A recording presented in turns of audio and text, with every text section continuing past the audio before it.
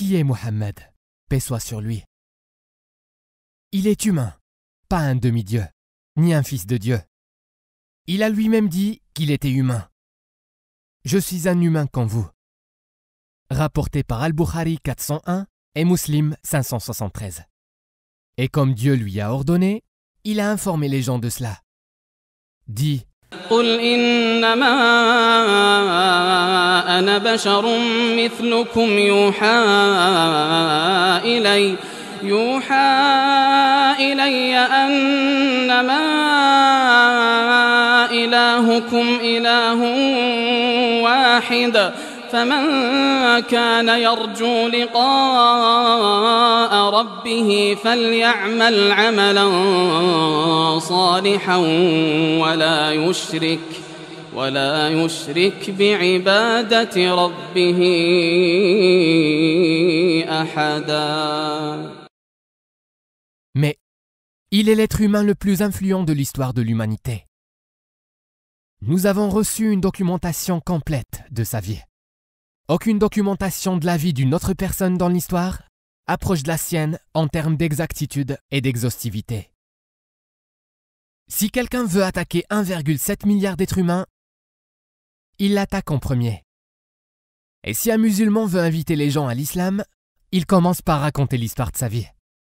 C'est un homme qui est né au 6e siècle après Jésus-Christ, mais son influence existe encore aujourd'hui dans tous les coins du monde. C'est un homme qui a combattu dans des batailles, au cours desquelles il a été blessé à la tête et ses incisives ont été cassées. Pourtant, il était un modèle de modestie. Il est celui qui a été victorieux dans la plupart des guerres qu'il a combattues contre ses ennemis, et en même temps, celui dont les ennemis les plus acharnés sont venus croire à son message. C'était lui qui, avec ses disciples, a été soumis à une oppression et une torture sauvage. Et quand il eut été victorieux et qu'il eut acquis le pouvoir absolu sur ses ennemis, il pardonna la plupart d'entre eux. C'était lui qui fut élevé dans une société ignorante, où les pierres et les arbres étaient adorés, et qui se livrait à tous les vices. Mais il n'a jamais goûté l'alcool, parié ou forniqué. Lorsque l'expression « l'honnête et le digne de confiance » se référait à une personne particulière, ceux qui l'entendaient savaient qu'il faisait référence à Mohammed, paix soit sur lui. C'était l'homme qui croyait en Jésus, paix soit sur lui, et dont les disciples croyaient en Jésus. Et il était celui dont Jésus avait prédit sa venue.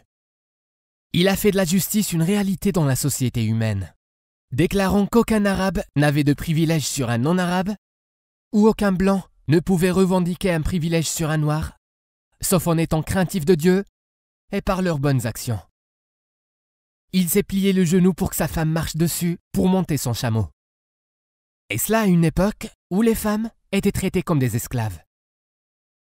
C'était lui qui a ordonné d'avoir la compassion, même envers les animaux, et a interdit la coupe des arbres, même en temps de guerre.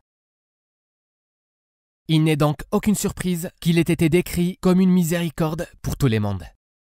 Il est le dernier des prophètes et des messagers. Mais, avez-vous navigué sur Internet un jour et trouvé des attaques et des outrages? Avez-vous vu des caricatures désobligeantes? Avez-vous vu des calomnies et des soupçons?